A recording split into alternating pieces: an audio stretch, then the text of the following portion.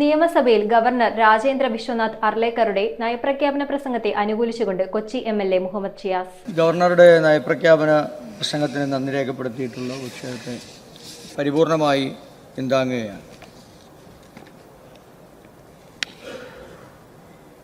പുതിയുഗ കേരളത്തിന് വേണ്ടി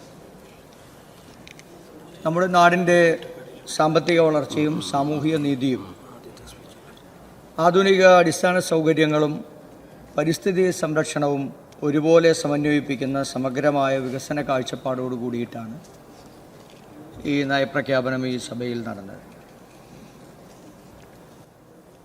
ഈ തെരഞ്ഞെടുപ്പിൻ്റെ പരാജയത്തിൻ്റെ അസഹിഷ്ണുത ഇപ്പോഴും ഇടതുപക്ഷ ജനാധിപത്യ മുന്നണിയുടെ അംഗങ്ങൾക്കും അവരുടെ പാർട്ടിക്കും വിട്ടുമാറിയിട്ടില്ല എന്നുള്ളതാണ് ഈ സഭയിൽ ഈ ചർച്ചയിലുടനീളം നമുക്ക് കാണാൻ കഴിഞ്ഞു. ജനങ്ങൾ നൽകിയ മാൻഡേറ്റ് അത് 10 വർഷക്കാലത്തെ പിണറായി വിജയൻ സർക്കാരിൻ്റെ ഭരണത്തെ വിലയിരുത്തി നൽകിയ ഒരു മാൻഡേറ്റാണ്. അത് ഒരിക്കലും PR വർക്കുകളിലൂടെ മാധ്യമ സിൻഡിക്കേറ്റിൻ്റെ സഹായത്തോടുകൂടി അല്ലെങ്കിൽ മറ്റേതെങ്കിലും തരത്തിലുള്ള പ്രലോഭകരമായിട്ടുള്ള കാര്യങ്ങൾ ജനങ്ങൾക്ക് മുമ്പിൽ അവതരിപ്പിച്ച് ഉണ്ടാക്കിയെടുത്ത ഒന്നല്ല എന്ന് മലയാളികളായിട്ടുള്ള മുഴുവൻ ആളുകൾക്കും അറിയാം.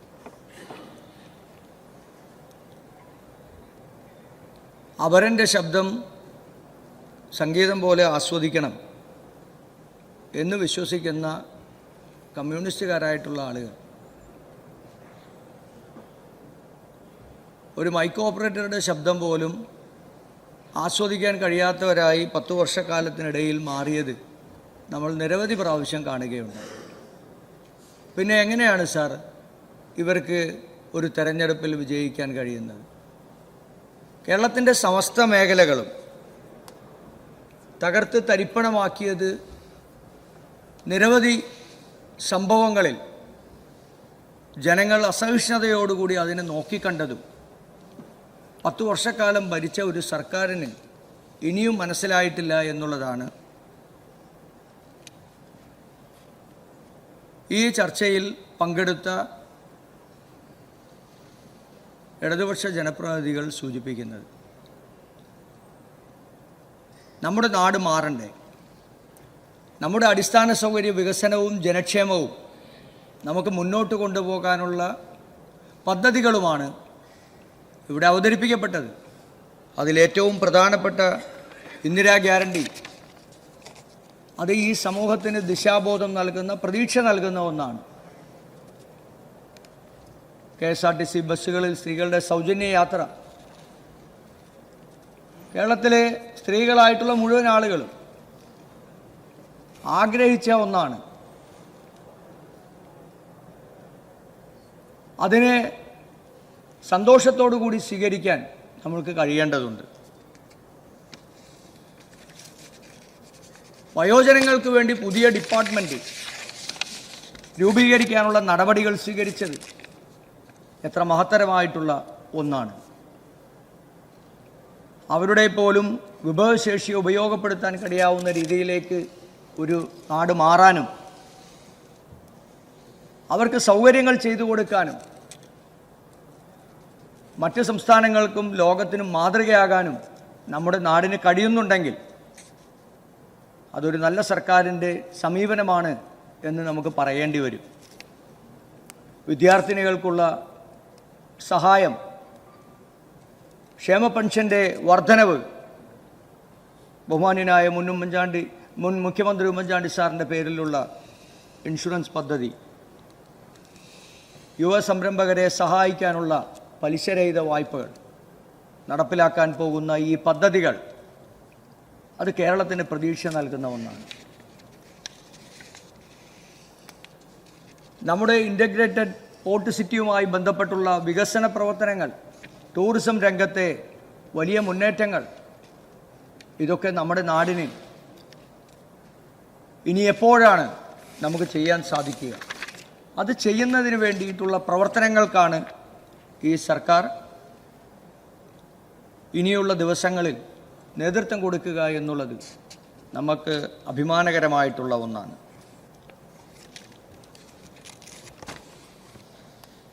ഞാൻ കൊച്ചി നിയോജകമണ്ഡലത്തെ പ്രതിനിധീകരിക്കുന്ന ജനപ്രതിനിധിയാണ്. ഈ കഴിഞ്ഞ നിയമസഭാ തെരഞ്ഞെടുപ്പ് കാലഘട്ടത്തിൽ തെരഞ്ഞെടുപ്പ് രാഷ്ട്രീയത്തിൽ ഒരിക്കലും കാണാൻ കഴിയാത്ത അസുഖകരമായിട്ടുള്ള പരാമർശങ്ങൾ, ക്യാമ്പയിനുകൾ ഈ നിയമസഭാ തെരഞ്ഞെടുപ്പ് കാലഘട്ടത്തിലുണ്ടായിരുന്നു.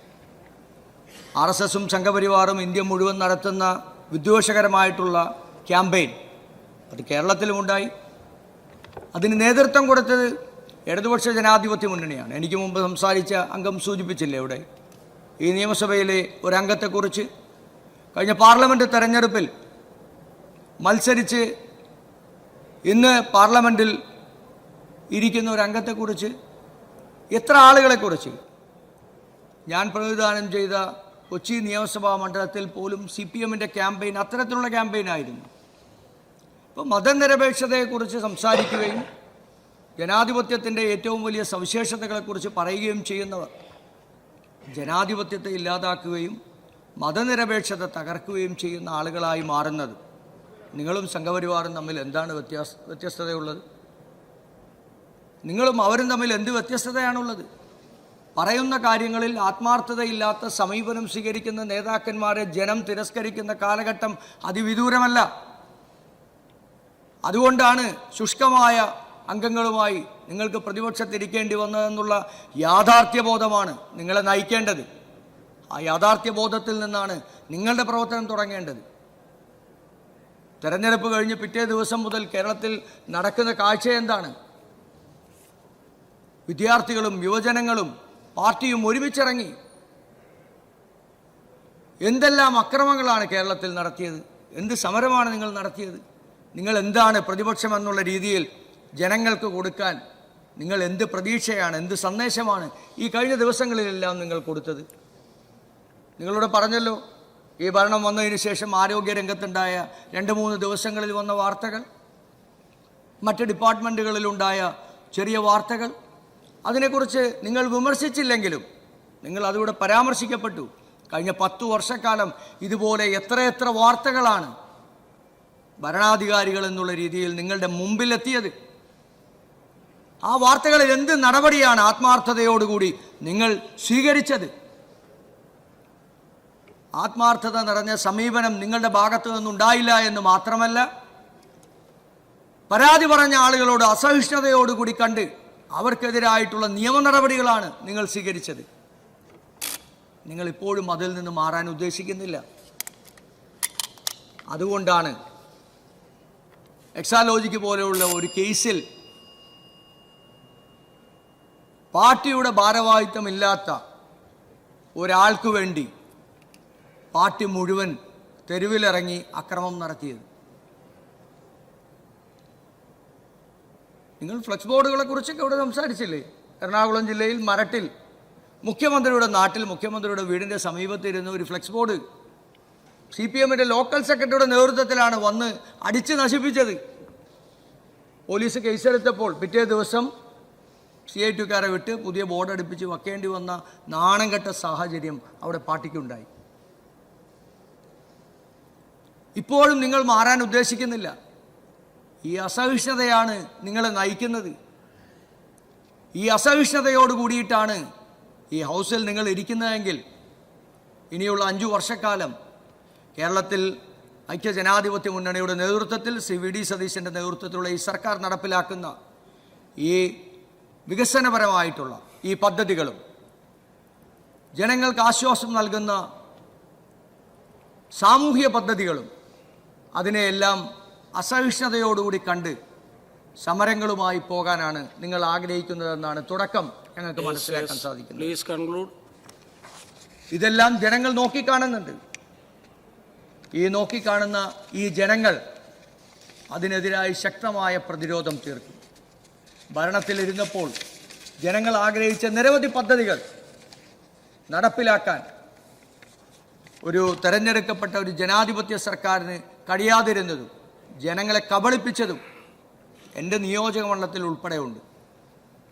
കൊച്ചി നിയോജക മണ്ഡലത്തിലെ തീരദേശമായ ചെല്ലാനത്തെ കടലാക്രമണം മൂലം കഷ്ടപ്പെടുന്ന നൂറുകണക്കിന് കുടുംബങ്ങൾക്ക് സഹായകരമാകേണ്ട ടെട്രാപാഡ് പദ്ധതി സാങ്കേതിക അനുമതി പോലും കിട്ടാതെ തെരഞ്ഞെടുപ്പിൻ്റെ ദിവസങ്ങൾക്ക് മുമ്പ് വന്ന് മുഖ്യമന്ത്രി ഉദ്ഘാടനം ചെയ്തപ്പോൾ, ഒരു കേരളത്തിൻ്റെ മുഖ്യമന്ത്രിയാണ് വന്ന് ഉദ്ഘാടനം ചെയ്തത്, ശ്രീ പിണറായി വിജയൻ ഉദ്ഘാടനം ചെയ്ത പദ്ധതിക്ക് സാങ്കേതികമായിട്ടുള്ള അനുമതിയില്ലാതെ ഉദ്ഘാടനം നടത്തി എന്ന് പറയുന്നത് ഒരു ജനതയോട്, അവിടുത്തെ മുഴുവൻ വൈദികരെയും വിളിച്ചു വരുത്തി സ്റ്റേജിലിരുത്തി ഉദ്ഘാടനം നടത്തി ആ വോട്ട് തട്ടിയെടുക്കാൻ വേണ്ടിയിട്ടുള്ള ആ പദ്ധതി ഉദ്ഘാടനം ചെയ്തത് സർക്കാരിൻ്റെ അനുമതിയില്ലാത്ത പദ്ധതിയായിരുന്നു എന്നുള്ളത് പിന്നീട് ജനം മണിക്കൂറുകൾ കഴിഞ്ഞപ്പോൾ അറിഞ്ഞതും നിങ്ങൾ ഇനിയും മനസ്സിലാക്കിയിട്ടില്ല എന്നുള്ളതാണ് യാഥാർത്ഥ്യം.